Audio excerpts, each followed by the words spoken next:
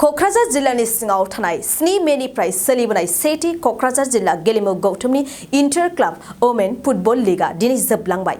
क'क्राझार सहरजों नांजाबनाय केडिएसएनि गेवलां गेलेग्रा फोथाराव inter club women football league थांनाय माखासे साननिफ्रायनो सोलिबोनानै दिनै थुंगेयो।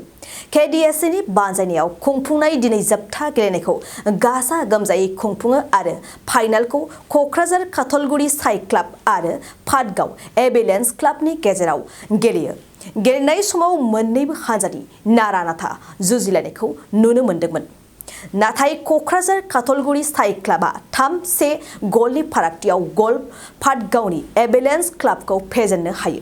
जोबथायाव क'क्राझार काथलगुरि साइ क्लाबा रांजों लोगोसे देरहानाय ट्रफिखौ आजावनो हायो आरो पाटगाव एभालान्स क्लाबाबो रांजों लोगोसे ट्रफिखौ आजावो। मख'नो गोनांदि दिनैनि जोबथा गेलेनाय हाबाफारियाव एमएलए लरेन्स इस्लारि आसाम फुटबल गौथुमनि नेहाथारि डक्टर सांग्रां ब्रह्मआ बाहागो लानानै फुटबल गेलेनायखौ बेखेवना होयो।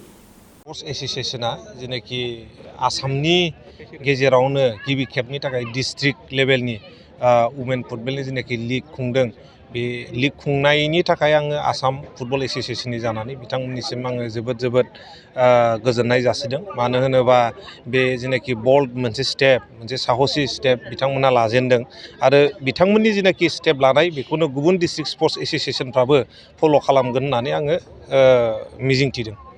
दिनैथ' बुंनो थाङोबा जोङो एफाबां गोजौ जादों होननानैबो बुंनो हाया।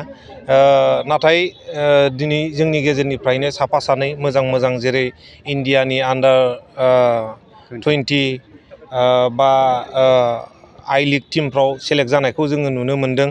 दा बेफोरखौ जोङो अर्गेनाइज्ड वेयै क्लाबफ्रा बोरैहाय जोङो मोजां प्लेटफर्म होनानै जोङो गोजौनिफ्राय गोजौसिन लांनो हायो, बेखौ जोङो बयबो ज' जानानै नाजानांगोन। दिनै जोङो आसाम फुटबल एसोसिएशननि खोथाखौ बुङोबा वुमेन लीगखौ आङो बारा नुवाखै स्टेट प्रिमियार लीग हिसाबै, बा इभेनकि मेननि प्रिमियार लीगआबो जोंहा गोबाव बोसोरनिफ्राय बन्द' जानानै दङमोन। जोङो चार्ज लानायनि उनाव 31 तारिखआव चार्ज हेन्डअभार आरो माबा लानाय दङ।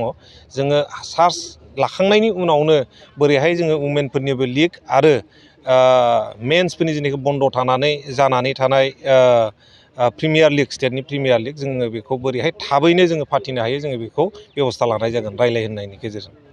जोङो थांनाय 7 अक्ट'निफ्राय बे वुमेन फुटबल लीग आसामावनो जोङो फार्स्ट होननांगोन। हयथ' बबेबा समाव गोबाव बोसोरनि आगोलावहाय ओरैनो मोनसे जायगायाव होदोंमोन, खिन्थु लीग सिस्टेमसो लांनो हायाखै, बन्द' जानानै थादों। दा जोङो फर्मेलि जोङो दा वुमेन फुटबल लीगखौहाय आसाम फुटबलनि जोङो साजेसनजों इनफरमेसन होनानै जोङो बे लीगखौ फाथिदों। आरो बे लीग फाथिनाया जोंना ओरैनो देग्लाय फाथिदों, खालमासि फाथिनाय नङा, बे नङा आरोखि। जों बेखौ सिरियालि कन्टिनिउ भाबै जों लांनायनि जोंहा परिकल्पना दङ आरो जों लांबाय थागोनबो आरोखि। बेवहाय दा 6 क्लाबा बाहागो लादोंमोन। बेनि बिथोराव रामफल रासानिफ्राय लादों मोनसे। बिनि उनाव दिनैनि फाइनाल गेलेनाय एभालान्स स्पर्ट्स क्लाब पाटगावन, बिनि उनाव साइ स्पर्ट्स क्लाब जोंनि बे काथलगुरिनि मोनसे बारहुंखा स्पर्ट्स क्लाब, बिथांमोना गेलेदों। बिनि उनाव दासानिफ्राय गेलेदों। गासै 6था क्लाबा बाहागो लादोंमोन आरोखि। जोंनिया मा, जोङो फुटबलाव लीग होआखैब्लाबो जोंनि क'क्राझारनिफ्राय नोंथांमोना मिथिखागौ मोजां वुमेन हिन्जावसाफ्रा गेलेनानै नाम खामायनो हादों सारा भारतआवनो आरोखि। दासिमाव गोबां नाम दङ वुमेन फुटबलखौ लानानै। दा बेबादिखौ जोङो आगोलनिफ्राय सानबाय थादोंमोनब्लाबो, जोङो बोसोरनैसो आगोलनिफ्राय सानदोंमोन, नाथाय नाजाब्लाबो अनेक खोथा थायो आरोखि, होनो हायैनि खारनबो दं आरोखि, माखासे जाहोन। दा नाथाय जों नाजाथाबथारनानै देग्लाय 6था टीमखौ जोङो जबरदस्ति भाबैबो माखासेखौ नारसिननांदों। 6था क्लाबा लाबायमोन आरो माखासे 3 क्लाबा आरो बोखारफिनबायमोनबो आरोखि। आरो बेखौबो जों अर्गानाइज खालामफिननानै जोङो लाहोफिननो हादों आरोखि।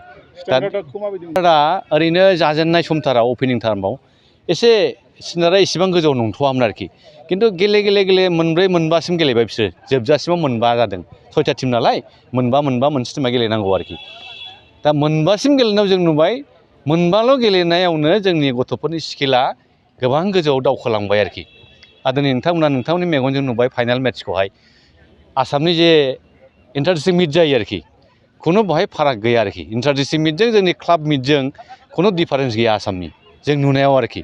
आरो बिनिफ्राय साबसिनबो जानाय मोनसे लामाखौ जों दा नुबाय आरोखि एक्सपिरियेन्स जों मोन्दों दा केडिसिआ बेखौ माब्रैहाय फाथिबा गथ'फोरखौ मोजां बानायनो हायो बिनि जोंहा माखासे पलिसिया फैबाय आरोखि दा जों दा भाबैनो लांबाय थासिगोन आरोखि थाखो जिसेआव मुं थिसननो हांखुर जानाय फरायसाफोरनि थाखाय मोनसे गोनां फोसावथाय